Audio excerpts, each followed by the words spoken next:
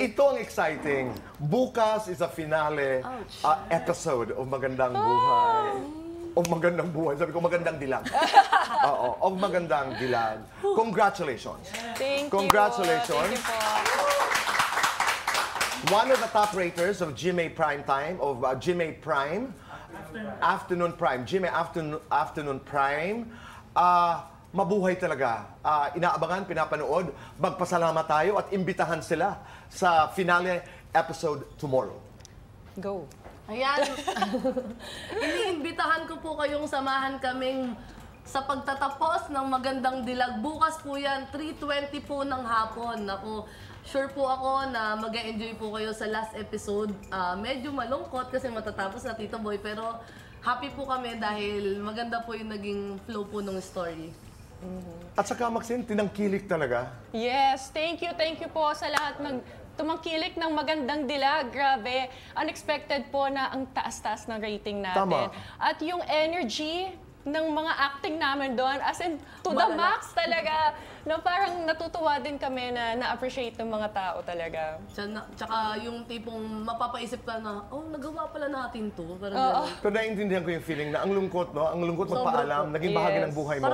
Para pong na-heartbroken po ako. That's true. But you know, the way to do it also is to look forward what's next. Yes. To look forward what's gonna happen next. Because alam natin na maganda ang susunod. Ang papalit po, Naitay Kapuso, sa Magandang Dilag ay Stolen Life. That stars Gabby Concepcion, Beauty, Carla Abellana. And that's really exciting. Starting Monday. Kasi magtatapos nga ang Magandang Dilag po bukas. Pero hindi natin tatapusin ito na walang ingay. Pero alam mo, Maxine, kanina, or even yesterday, when you started to talk about this particular episode, sabi ko, hindi ko maisip na you would be able to do what you do because I know you to be very shy. Paano mo ginawa yun? Well, actually, nag-start ako sa GMA as kontrabida talaga. That's true. Thankful talaga ako na binigyan nila ako ng ganung role. Kasi, Anong material yun?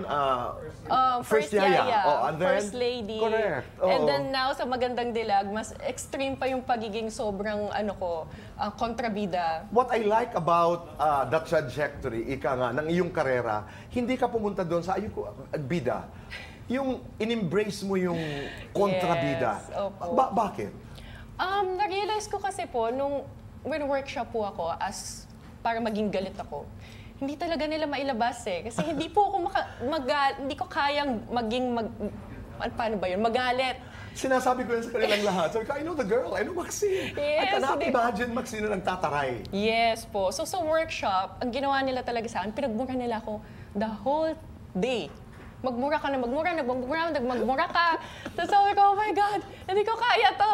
Pero nung nagmura ako, until maiyak na ako, then sabi sa akin, ilabas mo lahat, ng galit mo, ng inis mo, lahat, ganyan. Yun.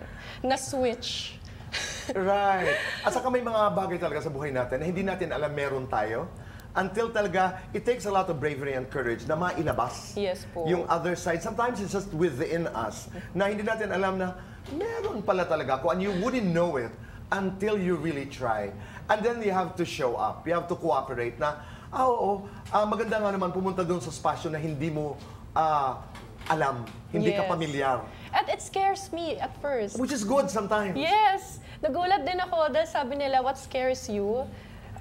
You better do it kasi yun yung maglalabas ng ikaw. Tama. What scares you can fuel excellence. Yes.